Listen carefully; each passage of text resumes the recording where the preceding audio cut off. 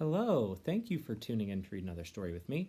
Today we're going to be reading a little bit of an odd story for this time of year, but it's still a really great story. And I thought, you know what? Why not? We're staying at home, things are different anyways. Let's do a different type of story.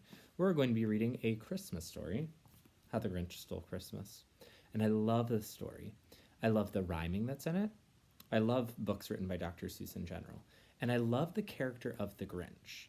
And I think he's a really great character to think of when we're using figurative language, when we're talking about describing things in ways that are different. So that's what we're going to be working on now. So let's see if we can get started.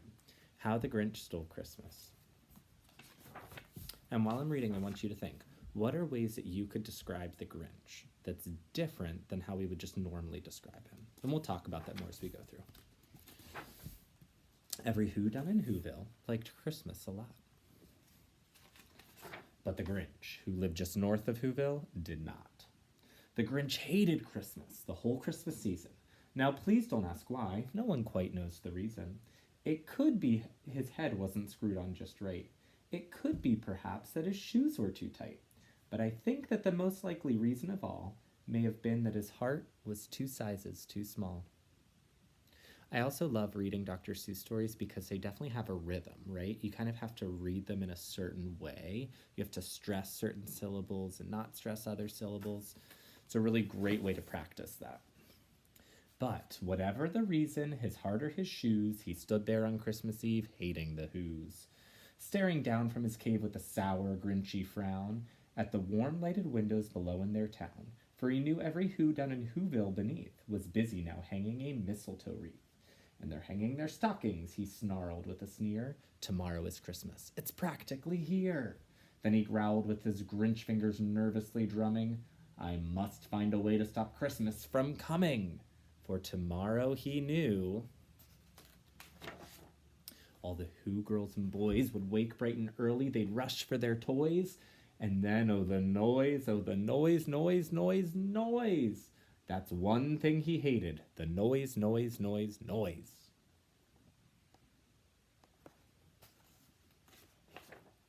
Then the Whos, young and old, would sit down to a feast, and they'd feast, and they'd feast, and they'd feast, feast, feast, feast. They would feast on Who pudding and rare Who roast beast, which was something the Grinch couldn't stand in the least. And then they'd do something he'd like least of all. Every Who down in Whoville, the tall and the small, would stand close together with Christmas bells ringing. They'd stand hand in hand, and the Whos would start singing. They'd sing, and they'd sing, and they'd sing, sing, sing, sing. And the more the Grinch thought of this Who Christmas thing, the more the Grinch thought, I must stop this whole thing. Why, for 53 years I've put up with it now. I must stop this Christmas from coming. But how? Then he got an idea. An awful idea. The Grinch got a wonderful, awful idea. I know just what to do, the Grinch laughed in his throat, and he made a quick Santa Claus hat and a coat. And he chuckled and clucked, what a great Grinchy trick. With this coat and this hat, I look just like Saint Nick. All I need is a reindeer, the Grinch looked around, but since reindeers are scarce, there were none to be found. Did that stop the old Grinch? No, the Grinch simply said, if I can't find a reindeer, I'll make one instead. So he called his dog Max, and he took some red thread, and he tied a big horn on the top of his head. Then he loaded some bags and some old empty sacks on a ramshackle sleigh, and he hitched up old Max. Then the Grinch said, giddy up, and the sleigh started down toward the homes where the Whos lay a snooze in their town. All their windows were dark, quiet snow filled the air. All the Whos were all dreaming sweet dreams without care. When he came to the first little house on the square, this is stop number 1, the old Grinchy Claus hissed, and he climbed to the roof, empty bags in his fist. Then he slid down the chimney, a rather tight pinch, but if Santa could do it, then so could the Grinch. He got stuck only once for a moment or two. Then he stuck his head out of the fireplace flue, where the little Whos' stockings were hung in a row. These stockings, he grinned, are the first thing to go. Then he slithered and slunk with a smile most unpleasant around the whole room, and he took every present, pop guns and bicycles, roller skates, drums, checkerboards, tricycles, popcorn, and plums, and he stuffed them in bags. Then the Grinch very nimbly stuffed all those bags one by one up the chimney.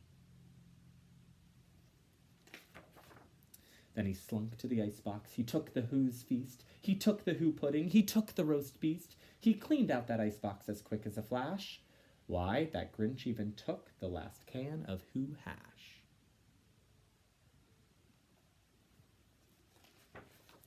Then he stuffed all the food up the chimney with glee. And now, grinned the Grinch, I will stuff up the tree. And the Grinch grabbed the tree and he started to shove when he heard a small sound like the coo of a dove. Ooh, the sound sounded like the coo of a dove.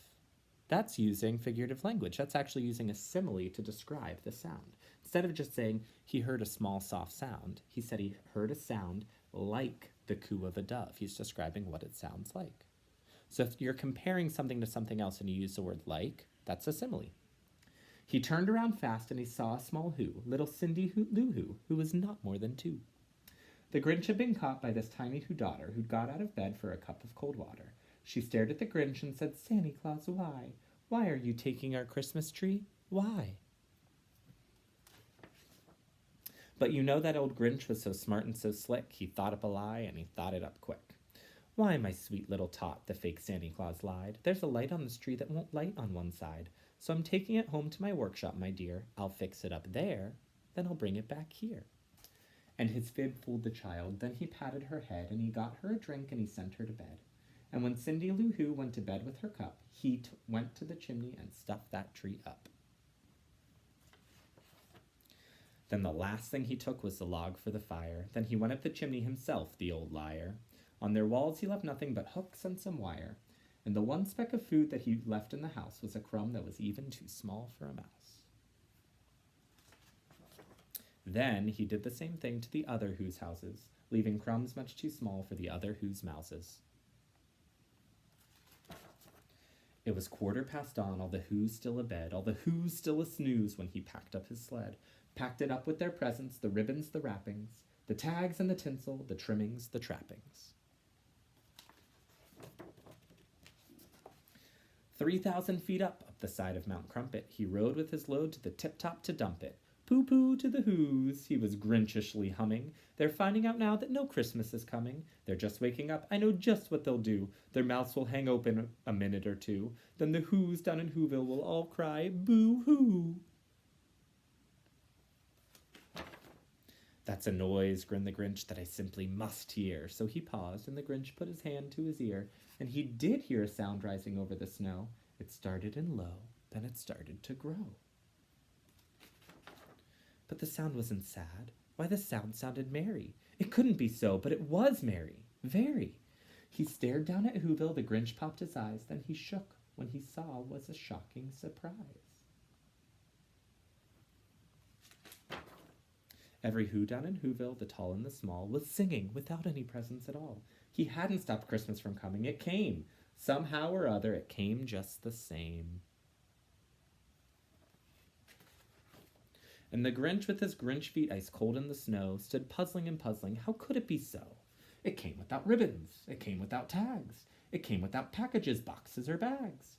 And he puzzled 3 hours till his puzzler was sore. Then the Grinch thought of something he hadn't before. Maybe Christmas, he thought, doesn't come from a store. Maybe Christmas perhaps means a little bit more.